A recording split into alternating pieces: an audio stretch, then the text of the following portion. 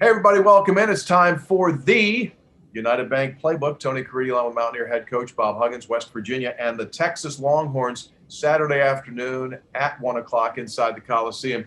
Hugs, here we go. Number 4, Texas. Number 2, Baylor next Tuesday. Things get very interesting very quick for the Mountaineers. First off, give me your take on where the team is at this point coming off the 2 games in Oklahoma. Well, we're obviously a little banged up, but we'll be fine. It's a matter of guys taking care of themselves, and our medical people will do a terrific job with them. But they're banged up right now. From a coaching perspective, you're doing this on the fly with the losses of your 2 bigs. So what we saw in the second half against Oklahoma State, is that how you see this team playing size-wise, speed-wise for the rest of the way? Well, I'd like to, Tony, but I don't think we can play at that pace. We don't have enough people now.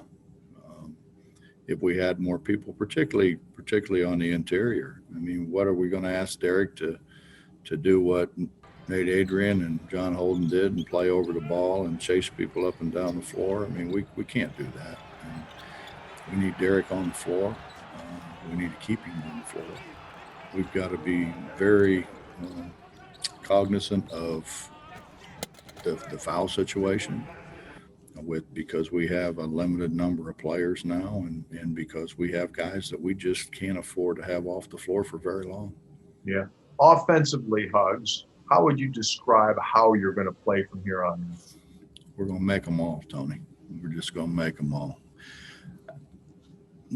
We got to spread them. We got to spread people because we're small, and I thought Jalen Bridges did what we asked him to do. The Oklahoma game, he struggled a little bit the Oklahoma State game, but still, when you make the amount of shots that he made at Oklahoma, people are going to guard you, and that's what you want. I mean, you want to spread and let Derek go one-on-one in the post as much as we possibly can, and if they if they run to help, then we've got to make them pay. We've got to make shots. Those are step-in shots. Those are, as we used to say, horse shots.